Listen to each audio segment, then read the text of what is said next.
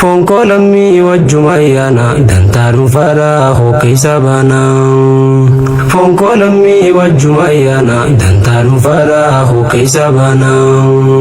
Bismillahin jalqaba dubbi alhamdulillah sin farsa rabbi diliti yasna disi zambi walin nabiyasi atime dubbi hubbi tante dubi nannaki soda tante tin kulle si qalbi rahmatas busi nabirratti imamul anbiya'una fonko lammi wajjumayyana dantaru fara hoke sabana. Ya boleeyyan koo hundi keeysanii kanna dhageeysanii kan rabbiif jecha wajjin jiraannu hundi keeysanii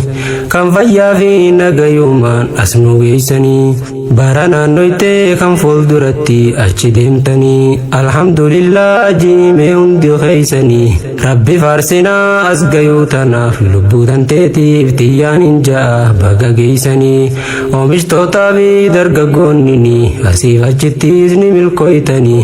asiif achittis ni milkooytanii guddachuufis karaa barnoota itti jirtanii qooda lammiidhaa hangam takka bahaa jirtanii if gaafadhumee bakka jirtanii foontu foonii walumaaf yaanna fonkoo lammii wajjumaa yaana dantaa dhuunfaadhaa hoke sabana. Ya boleeyyan koo hundi keeysanii kan dhiiraaf dhalaa kan na dhageeysanii lammiin too jiraachuu dadhabde ni dhageeysanii halkanii guyyaa numa boonya saboon gartanii biyya keeysaa fi alattillee nu bobeeysanii fooniif coraa fi kaldhollee nu ajjeesanii fonkoo lammii dantaa hawaasaa eeysa keeysanii walii galullee baqattanii lammii tantoo maanuuf hittanii godaannisaa kalee tuytanii maanu kaaftanii tagoomana maadachaaftanii sawaan kalee maanu kaaftanii obboleeyyaa wal nyaachiftanii onneetiruu maa cabsitanii lafee arbaa maanu gootanii kaayyoo duraa maaf dagattanii lafaaf lafee wal nyaachiftanii aadaa abbaan nu boochiftanii dantaa dhuunfaatiif kana gootanii yoomta hawaasaa karoorsitanii yoomta hawaasaa karoorsitanii Kotame numa karoorsina dantaa dhuunfaadhaa hoke sabana. Ya Rabbi koo ati ni garta haqaaf baatil walitti cabe gargar nu baasa lammiif lammiidha wal nyaachise wal afaan kaayee duuba ifi itti dhiichisa lagaaf gaaraa keeysa deemanii ahwayii mardimaan lammii tiyyaasan kunoo nu gabaasa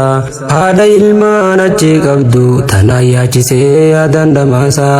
haaliif ollaan bira ciisanii du'an dhageenye sabbarii jechuus ni wallaalanii sabbarii jechuuf gara waadhaleen iswaan jaanii hundi isaanii achuma waliin booyaa jiranii yaaddoo tanarraa sayaa lammiitoo meeyoon fayyinaa fonkoo lammii wajjumaa yaana dantaa dhuunfaadhaa hoke sabana. Dantaa dhuunfaatiif kana gootanii yoomta hawaasaa karoorsitanii yaadni keeysan hayyuudhaan dura maaf hin burqinii walii galtee jettanii kunoo diida yaatanii yaada dhuunfaatiin gargar yaatanii hayyuu qabaachuun beektammoo silaa maaliif dhiiftanii akka ilmaan abbaa hin qabne diida yaatanii wal diddaadhaan gargar baatanii diinaaf karaa maan ubbantanii hayaa silaa duraan bantanii yaada keeysan gurraa ni qabna fonkoo lammii wajjumaa yaana dantaa dhuunfaadhaa hoke sabana. Ijoolleen dirqiin biyyaa yaaftanii ilmaan abbaa ta'uun beeytanii reefa isaanii gala allaatti maaliif gootanii lafeef coraa fi kaldhollee wal nyaachiftanii qajjiisa rifeensa saala qabanii saboo laalaadhaan hunjaanii qabeenya keenyaas nu saamanii lubbuu feetaa sanuun jaanii lubbuu rabbiin hin baasin isin baasuudhaas hin dandeeysanii.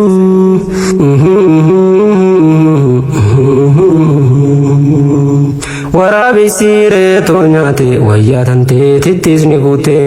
gaafatiyyaa silaanaaf dirmatte arda tantee najaasii baate gaafatiyyaa ustee qamaate obsi ganaa lafaa olkaanaa tayba hundaa wajjumaan baana foon koo lammii wajjumaan yaana tantaaluu faaraa hokkeessaa baana namoonni duuna obboleeyyan kiyya jiruun duniyaa meesin sobinii nama hundaaf toltuma yaadii itti nammaatinii jiruudhaaf jettee obboleeyyan keeti waliin dhabinii obboleessi kee caayaa kan keeti firraan fuudhinii duniyaan ammoo diina kan keeti hin dagatinii kan toltu irratti hojjeteef kan hamtuu irra hojjetes irraa deemanii toltuu dalagii hin beektu guyyaa sitti dhufanii shukrii baay'isii as gayuu tanaaf mee hin callisinii kottaa mee shukrii baay'ifna foon koo lammii wajjumaa yaana dantaaluun faaraa hokkeessaa baana foon koo lammii wajjumaa yaana dantaaluun faaraa hokkeessaa baana.